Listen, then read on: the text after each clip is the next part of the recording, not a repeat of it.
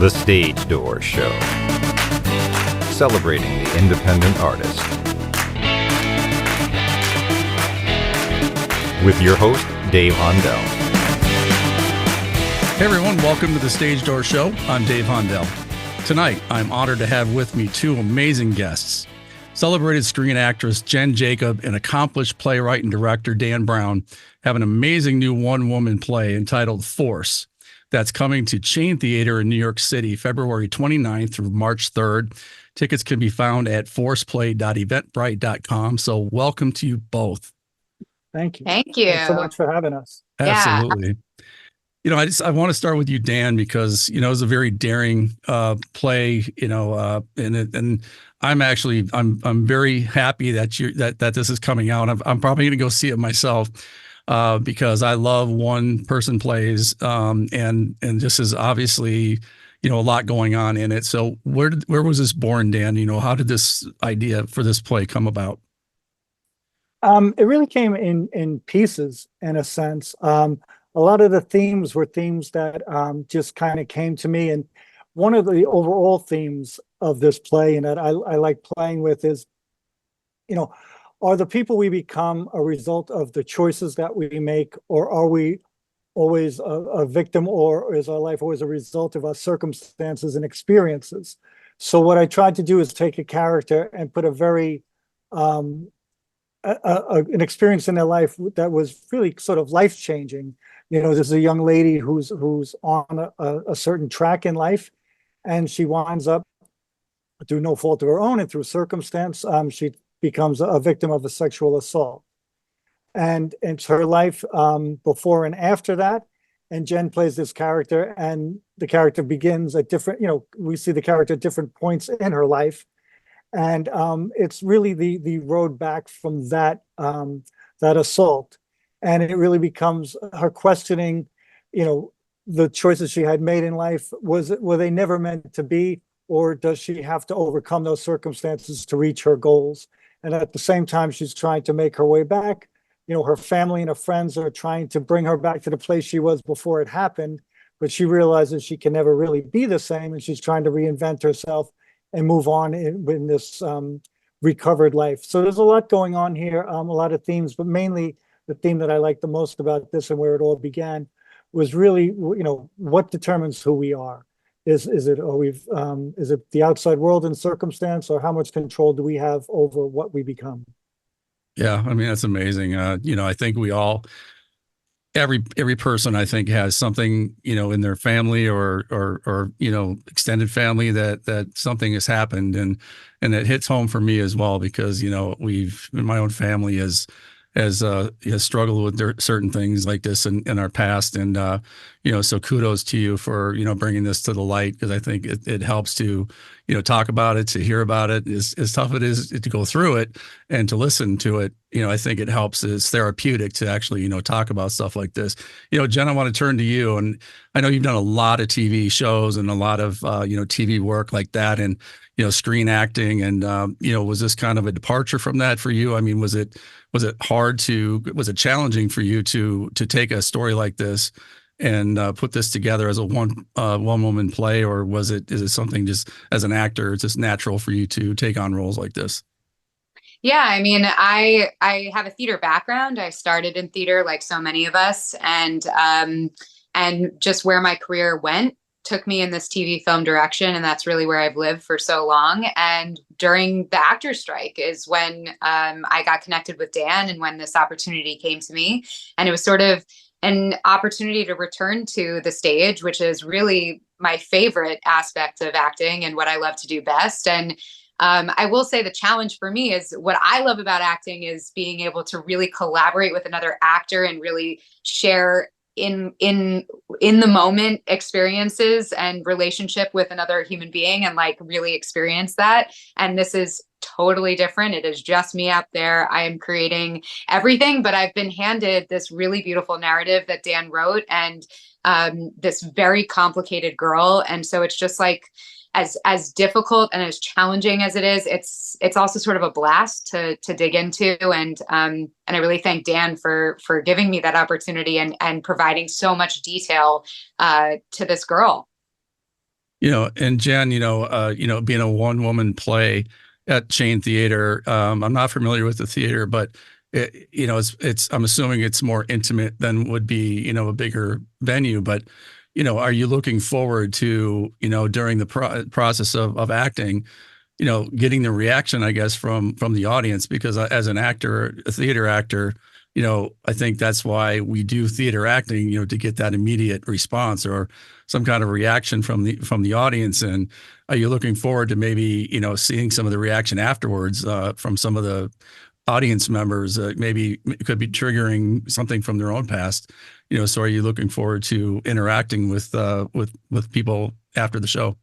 I mean, definitely. I think so often, in my world, I shoot something and then like 6 months to a year later, it shows up on television. And then I get a call from my great aunt that she saw it. And it's like, oh yeah, that thing that I shot, so definitely, I mean, this is wonderful. If we can create a dialogue after the show, we've done our job. And I really suspect we're going to. I think people are going to walk away really talking about the experience and what they got out of it. And I'm super looking forward to hearing that in feedback. But I will say, I mean, I just want to set the precedent that when you hear one woman show, oftentimes you think of, more of a comedy act or something where the actor is like directly speaking and addressing the audience and having sort of a back and forth with the audience. This is not that. It's a one woman play. And it's really watching a play. It just happens to be with one person. And so if I do my job right, I hope I'm fairly unaware of the audience while it's happening. And I can just like live in the circumstances of what's going on with her. Yeah, absolutely. I'll be listening though. I'll be listening. That's well said. Yeah, Dan's listening for me. Yes. Okay. Well, I mean, as the writer of this, Dan, I mean, it's got to be for you to be able to watch, this come to fruition after, writing this and, several, rehearsals and working with Jen and so forth. It's got to be for you a great experience as a director and a playwright to kind of see this, come to life. Although it's abbreviated, run, I think, it's going to be a very powerful, few days, right? Well, yeah. And I mean, upon, finishing it, I mean, the next thought is I need the right person to do this. And it only works if the right person does it. And my casting process for this play was very unique. And I had just done some research of some East Coast actresses. And I found Jen online and, through her website, sorry, and looked at her reel and just knew from watching it that she could do this play. So the casting process was me calling her people and offering her the part without any audition or even meeting or anything like that. That's how confident I was. And I mean, maybe one of the things I'm most proud of is I was dead right about it. And the rehearsals have been amazing. And the people have been, people are going to be blown away by this. One of the biggest compliments I ever get on my writing is people will perform a piece like this or just, an in-depth character portrayal. And even though it's introduced as fiction, the audience will come up to the actors afterwards or the actor afterwards and talk to them as if it really happened and console them or talk to them about their own experience. Like, they're talking to somebody who had that experience. So, I mean, that's pretty amazing. And I think we're going to get, not some of that, but I think people are going to really believe Jen in this role. And it's not gratuitous. It's not surfacey. It's very in-depth. A lot of care was put into writing this and the portrayal of this character. And I think people are going to be very impressed with what they see. Yeah, and I agree with that. And, Jen, how do you put yourself, I mean, during the rehearsal process and, going through the script, how do you put yourself in this space? Because actors all have a different method, I suppose, of putting themselves into a certain space to play the character. But how did you do that for yourself? Yeah, I mean, my technique is a little all over the place. I kind of pull from a lot of different methods and create my own toolbox, and I use different things when it's needed. And what's been so rewarding about working on this and having Dan, behind me to support this is that there's not a whole lot of work, to be honest, that I have. I mean, I don't want to belittle the work, but like what he's given me is so detailed and the circumstances are so specific And it is such a runaway train. It's like when it starts, you're just on this thing, and there's no moment of pause or break. It's like from start to finish, I'm off. And so I really just have been doing my best to just trust and give to the circumstances and give to the story and give to what Dan has given me. And as long as I stay present and stay in what's happening and in the words and in the moment, the work is kind of happening for me in a sense. There's certain more intense emotional moments that I'm certainly bringing other things to the table and digging through my own past experiences, which we all have versions of, and that's helping me arrive at some of the emotional vulnerability and bravery that Sarah Beth has in this play. But truly, if I just kind of buckle up with the audience, it sort of just happens, yeah. That's amazing. Dan, as a writer and a playwright and a director, we have a lot of people out there that are budding directors and, writers. We have a lot of writers that listen to the show actually. And what kind of advice can you give somebody just getting started, I know that that's probably too easy of a question, but, what can you give, like somebody just out of school that wants to do the same thing you do, write and direct, plays or even, TV shows, movies. What kind of advice can you give somebody just starting out? Well, first and foremost, just don't stop no matter what. You write and there's no wasted time. If you spend, a year writing stuff that you hate, and that's just something that needed to get out of the way to get to the stuff that you love. And like I said, I don't think there's any such thing as bad writing, and I don't think there's any wasted time in the creative process. Also, I would say that, for me, I always felt that it was a challenge to get into a scene like the creative community scene. Like if I had to go and become friends with people who were doing a show, doing plays, to be able to put mine on or whatever. So what I really tried to do is create my own scene in a way. Like I produced the plays myself. I got into directing that way, producing the thing, and just start to get the work out there and not worrying about raising money or having to have other people get on board with me. Just believe in my own project. And that's what the advice I would give. And just put it up anywhere. It doesn't matter. It doesn't have to be a theater. It could be a bar. It could be anywhere. It could be your living room. Just start to create the scene and keep writing and keep putting the stuff up. And you can't go wrong with that. Yeah. And then Jen, I know the strike, thank God it's over.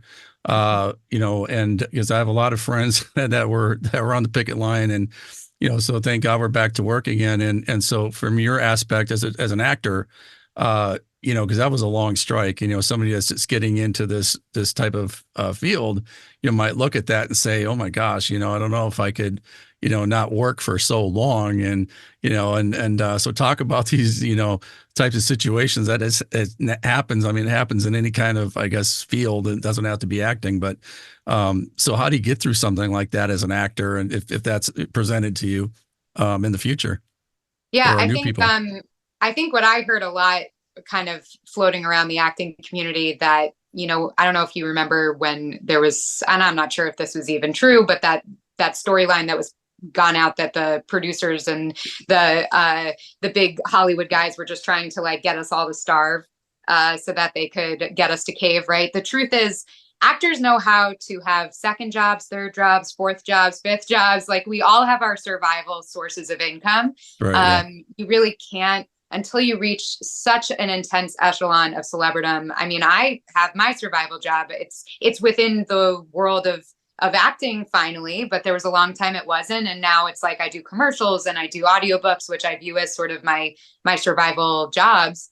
But for all of those reasons, if the strike was just kind of a longer version of a break in between bookings, that we all go through these kind of respite periods where a booking doesn't come, and you have to be resilient. That's the number one name of the game. Like Dan said, just don't stop, just don't give up, and take those moments of breathers to focus in on, other parts of your life that are important, family and your friends and other things you're passionate about. I think it's so, one piece of advice I feel like I heard in college all the time that I, to be honest, don't think is accurate is if you could do anything else, don't become an actor. And it's like, I think actors need to be very well-rounded human beings. And to be a successful actor, you have to have other passions and your hands in a million other things and know how to juggle all the different things in your life. So I say, if you have other passions, pursue them too. And it's only going to make your acting better.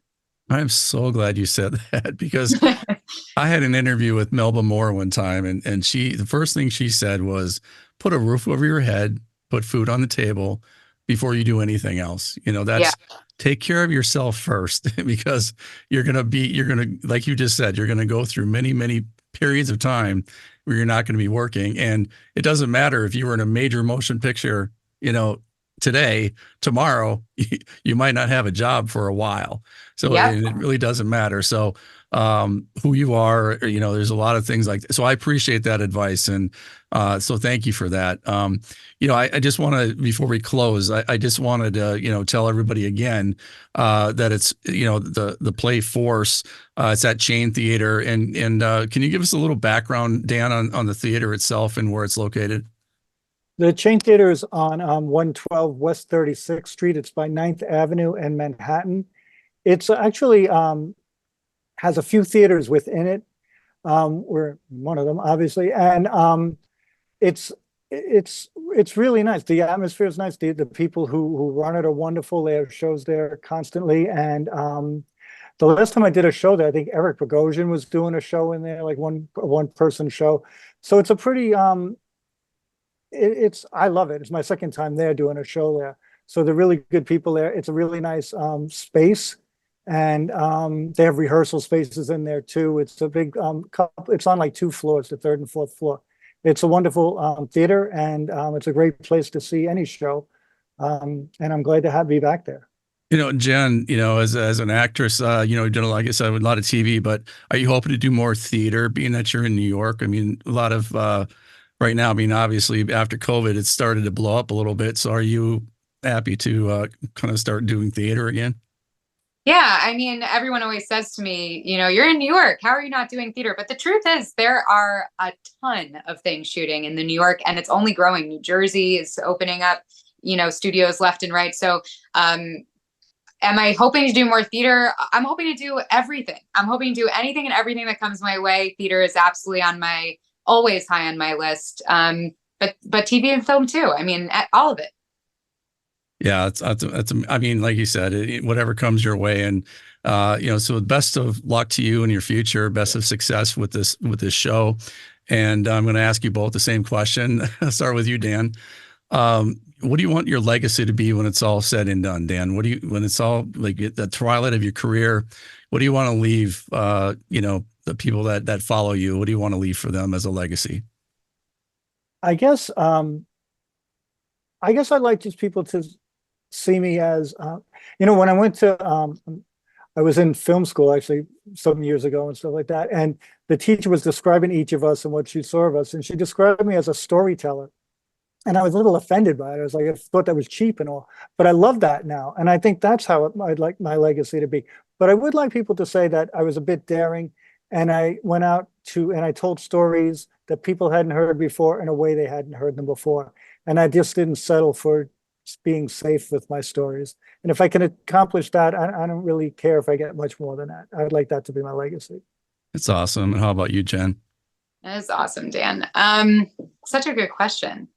I think I always say that my biggest compliment is when someone comes up to me and says, you inspire me to do the thing that I always wanted to do, whether that's acting, whether that's, quitting one job and starting another, whatever it is, raising a family, running a marathon. So I think I hope that my life leaves whoever I've touched feeling that they're enough. That's awesome. Yeah. And Dave, before we go, I just also want to just take a minute to thank you, and not just for having us today, but you give a lot of people who do independent projects and people who are out there doing it on their own a chance to promote and get the word out there. And it means a lot that you have a forum for people like me, and and independent artists to come out and tell their stories and get the word out. So I really appreciate that. And I really thank you for having us on today. Absolutely. And I Ditto. appreciate you saying that. And Jen, like as an actor and, Dan as a writer, we all start out as indie artists, right?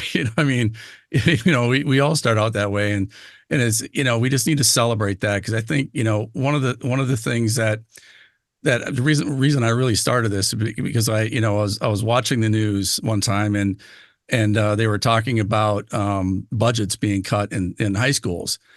And, they kept the sports budget, they cut the band, they cut, drama, they cut everything that, I hold, true to my heart. And I was very disappointed in that because both of my kids went through theater and that was a safe space for them. It was a space that you could be whoever you wanted to be. It was, nobody judged you. And I think that was, and we use the creative part of our brain is people test higher that are in the arts. It's been proven. So that's really why I started this, because I wanted to, tell those indie artists that may have been in those situations that, just keep going, don't stop just because you can't do it in your high school. Find a, like a theater, like a community theater or a regional theater that you can still, step on that stage and tell your story. So that's kind of why I started, but I appreciate the kind words. Thank you. So I just wanted to reiterate, Force is going to be at Chain Theater in New York City, February 29th through March 3rd. Tickets again can be found at forceplay.eventbrite.com.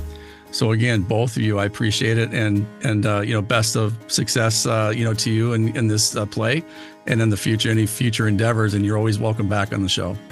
Thank you so much. It was so great.